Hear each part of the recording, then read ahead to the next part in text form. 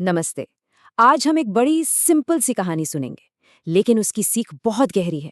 ये कहानी है एक बेशकीमती पत्थर की और एक ऐसे मौके की जिसे गंवाने की कीमत बहुत भारी पड़ी। तो चलिए एक सवाल से शुरू करते हैं कि किसी मौके की, किसी अपॉर्चुनिटी की असली कीमत होती क्या है। आइए इस दिलचस्प कहानी के जरिए इस बात को समझते हैं। तो कहानी शुरू होती है एक बिल्कुल आम सी जगह से, पर वहाँ एक बहुत ही एक्स्ट्रॉर्डिनरी चीज़ मिलती है। सोचिए, एक किसान है, अपने खेत में खुदाई कर रहा है और उसे एक अजीब सा पत्थर मिलता है। अब उसे क्या पता इसकी असली कीमत क्या है। वो तो बस उसे एक सजावट की चीज समझकर अपने बैल के गले में बांध देता है। फिर एक दिन क्या होता है, एक व्यापारी, एक बनिया वहां से गुजर रहा होता है और उसकी नजर उस चमकते पत्थर पे पड़ती है। उसे भी नहीं पता कि ये हीरा है, पर हाँ, उसे वो पत्थर अच्छा लगता है। तो वो किसान से पूछता है, भाई कितने में बेचोगे? और कीमत क्या तय होती है? सिर्फ 1.25 सेर गुड़। जी हाँ, बस इतना ही।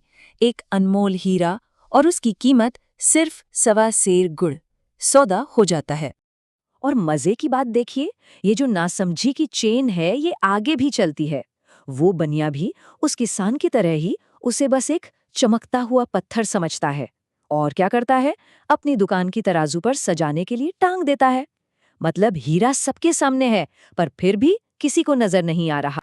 और अब आता है कहानी में असली ट्विस्ट, क्योंकि अब उस पत्थर पर ऐसे लोगों की नजर पड़ने वाली थी जो उसकी कीमत जानते थे। तो चलिए देखते हैं कि कैसे दो एक्सपर्ट्स एक ही मौके को देखकर बिल्कुल अलग-अलग तरीके से रिएक्ट करते हैं।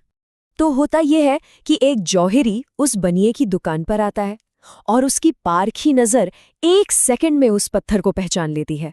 वो तो हैरान रह जाता है। वो समझ जाता है कि ये कोई मामूली पत्थर नहीं, ये तो एक बेशकीमती हीरा है। जब वो बनिए से कीमत पूछता है तो बनिया उसे एक मामूली पत्थर समझकर कहता है, 5 रुपए दे दो। अब यहीं पर वो सबसे बड़ी गलती कर बैठता है। जौहरी को पता है कि उसे खजाना मिल रहा है, वो भी लगभग मुफ्त में। पर लालच आ जाता है बीच में। वो सोचता है, अरे जब 4 में मिल सकता है तो 5 क्यों दूं? और वो सिर्फ 1 रुपए के लिए मोलभाव करने लगता है। बनिया मना कर देता है, भाई उसने भी तो 1.25 सेर गुड़ के लिए लगभग 4 रुपए ही खर्चे थे, वो भी तो थोड़ा मुनाफा कमाएगा। तो अब जौहरी एक और गलत फैसला लेता है, टालम टोल। वो सोचता है, छोड़ो, क्या जल्दी है, कल आ जाऊंगा, नहीं माना तो 5 में ही ले लूंगा। वो ये सोचकर चला जाता है कि मौका तो कहीं नहीं जा रहा, वो उसका इंतजार करेगा। तो 1 मिनट रुकते हैं और जरा इस सिचुएशन को समझते हैं। यहाँ दो अलग अलग माइंडसेट साफ दिख रहे हैं। एक तरफ है पहला जौहरी, जिसके दिमाग में है लालच, मोलभाव और टालमटोल। और दूसरी तरफ, जैसा कि हम अभी देखेंगे, है पारखी नजर, तुरंत फैसला और एक्शन। कहानी किसी का इंतजार नहीं करती। सिर्फ 2 घंटे बाद, सिर्फ 2 घंटे, एक दूसरा जौहरी उसी दुकान पर आता है। वो भी हीरे को देखता है और वो भी हैरान रह जाता है। पर उसका रिएक्शन बिल्कुल अलग था। वो जरा भी नहीं हिचकिचाता, कोई मोलभाव नहीं। वो फौरन उसे खरीदने का फैसला कर लेता। और बस यहीं से कहानी अपने क्लाइमैक्स पर पहुंचती है। वो जो छोटी सी देरी थी, वो जो एक पल की हिचकिचाहट थी, उसका नतीजा अब सामने आने वाला था। तो याद कीजिए, बनिए ने पत्थर के लिए क्या दिया था? लगभग 4 रुपए के बराबर का गुड़, एक बहुत ही मामूली कीमत।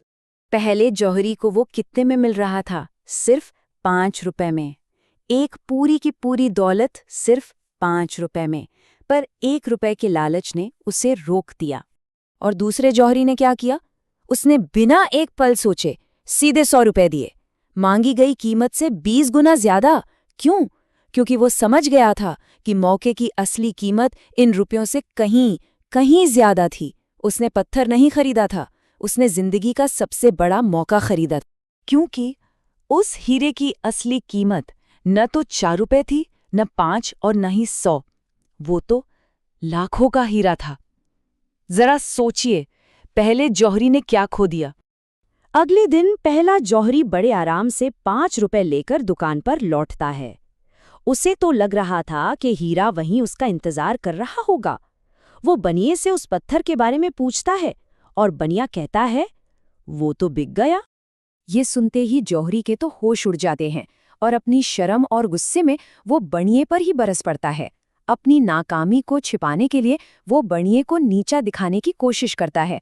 चिल्लाकर कहता है, अरे मूर्ख, तुमने लाखों का हीरा सिर्फ 100 रुपए में बेच दिया?